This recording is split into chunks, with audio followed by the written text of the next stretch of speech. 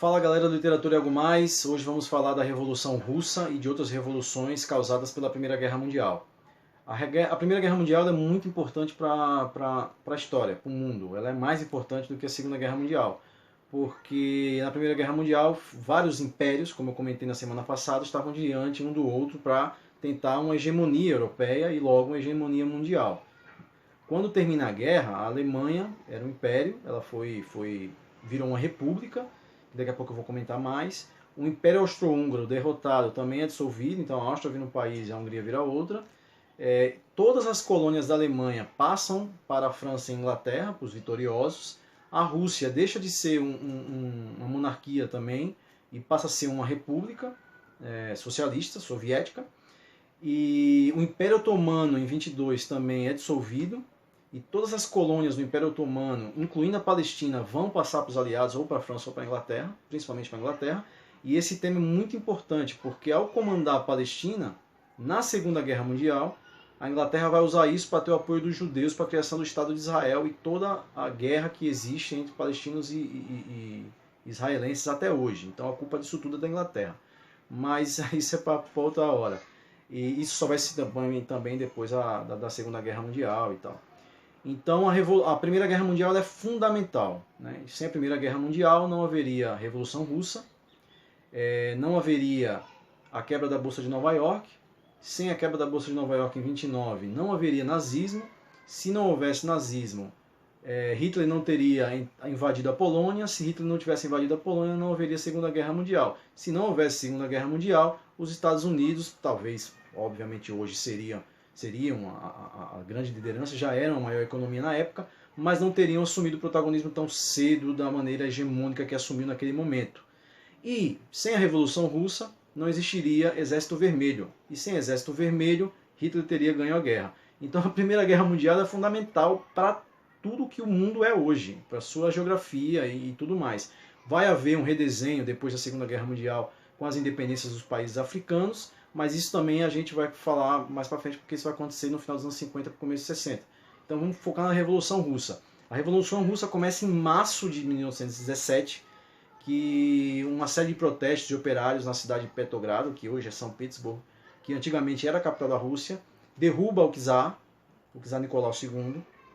Um governo provisório assume, e esse governo provisório é muito repressor com os exércitos, e a situação de fome e dos trabalhadores na Rússia segue igual.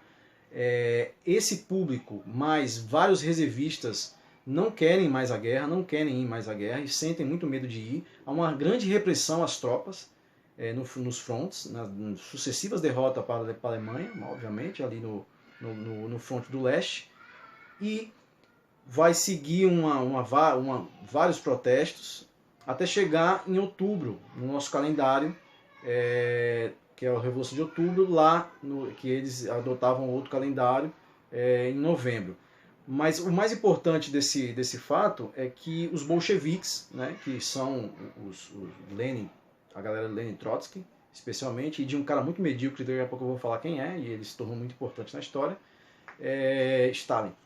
E esse grupo vai conseguir aglutinar mais forças. Eram vários partidos, na verdade, tentando. Tinha os mencheviques também, que eram a ala minoria dentro do Partido Social Democrata, que vai ser, os bolcheviques vão se separar completamente deles e vão se tornar comunistas, um partido comunista.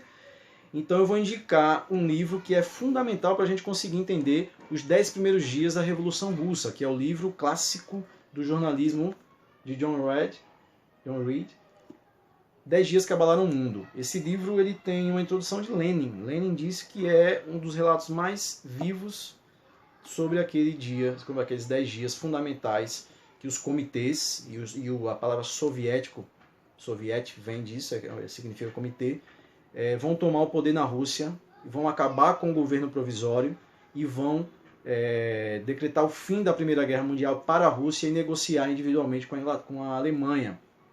E isso vai resultar e aí depois da Primeira Guerra Mundial, o que vai acontecer na Rússia é uma guerra civil patrocinada por Inglaterra e França contra o governo bolchevique, mas perderam e não adiantou nada.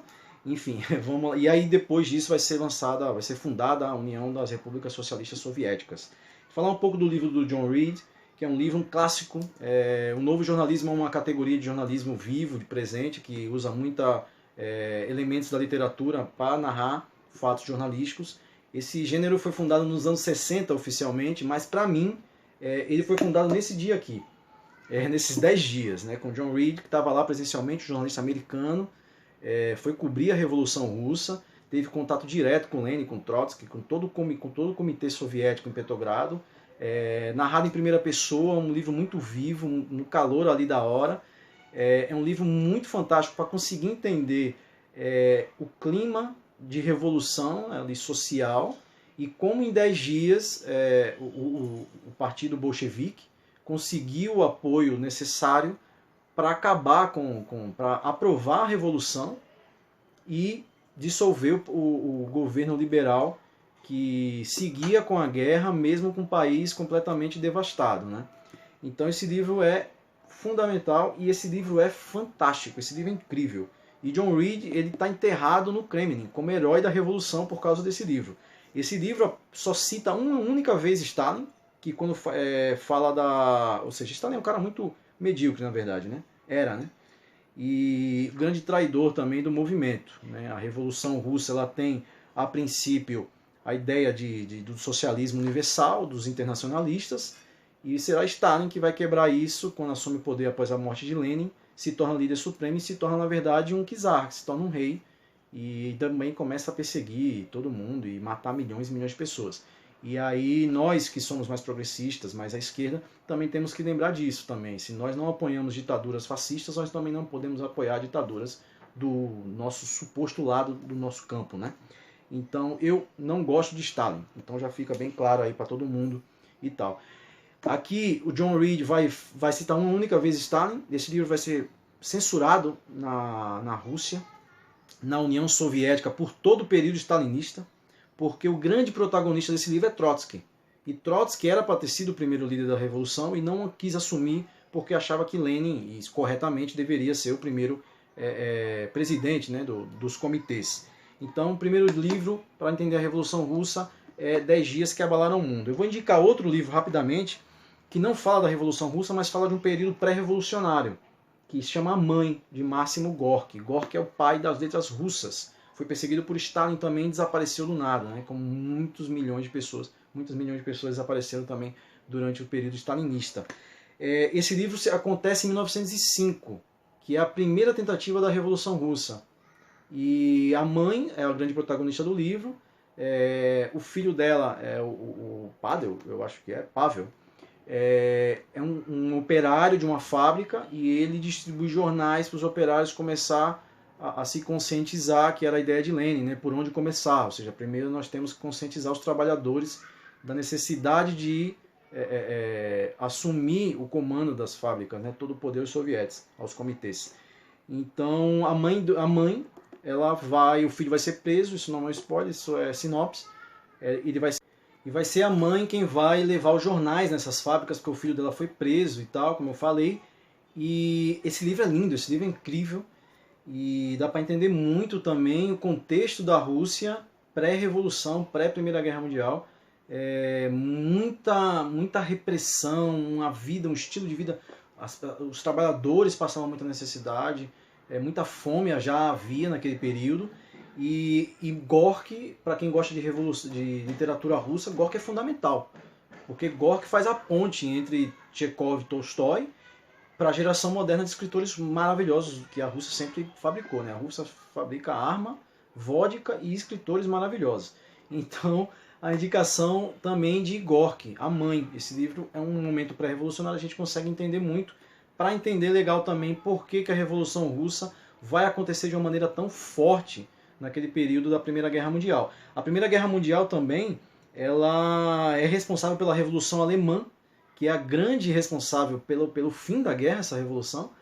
Os comunistas, influenciados pela Revolução Russa, tomam o poder da Baviera, uma federação. A Baviera é onde fica Munique, é uma das regiões mais ricas da Alemanha, onde tem muitas fábricas e tal. E tomado esse poder, há uma briga interna, uma luta interna, uma turbulência política muito forte. e que vai resultar na abdicação do Guilherme II, que era o imperador, do rei da Alemanha e imperador da Prússia.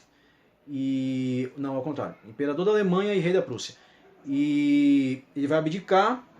Os militares muito conservadores, pragmáticos, passam o poder, vai assumir o poder o Partido Socialista, o Partido Social Democrata, e essa é a grande raiva, o grande ódio de Hitler e de toda a galera que era a favor da guerra continuar, mesmo a Alemanha já perdendo muito, os Estados Unidos já estavam na guerra.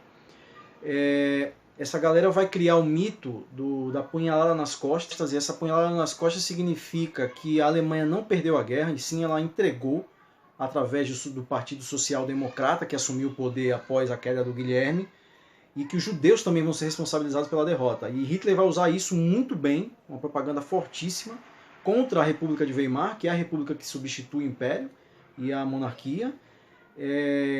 Os militares vão entregar, obviamente, toda a negociação do Tratado de Versalhes ao Partido Social Democrata, que era o partido que governava a Alemanha naquele momento.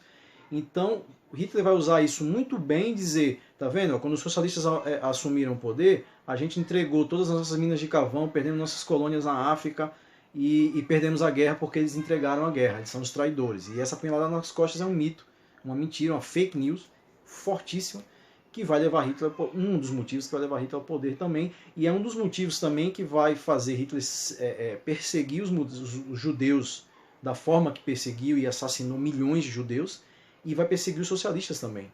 Então, por esse motivo muito curto, muito óbvio, todo o argumento de que nazismo é de esquerda morre.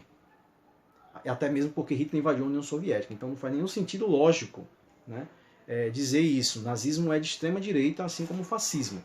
E aí, falando de fascismo, também vai ter a Primeira Guerra também muda a monarquia italiana, segue sendo uma monarquia, mas agora passa a ser uma monarquia parlamentarista, e Mussolini assume o poder e o Partido Fascista, e a gente já conhece que na Segunda Guerra Mundial vai se aliar com Hitler por uma ideia imperial, do Império Alemão e outro do Império Romano, uma recriação, e vão perder a guerra e se fuder, e morrer porque eles são nazistas e fascistas, tem que morrer mesmo. Enfim, é isso. Eu queria falar sobre a Revolução Russa, mas falar também do redesenho da Primeira Guerra Mundial, que desenha o mundo, a geografia, e que ela é a causa principal da Segunda Guerra Mundial. E a gente, no próximo vídeo, vai ver sobre a Guerra Civil Espanhola. E a gente vai entender o período curto antes da Primeira Guerra Mundial, já com Hitler muito forte no poder, já invadindo países, financiando Franco na Espanha, e a Itália também apoiando a causa fascista na Espanha, do que vai finalizando a Guerra Civil Espanhola, começa a Segunda Guerra Mundial. Então é isso. Bom final de semana para vocês, um abraço.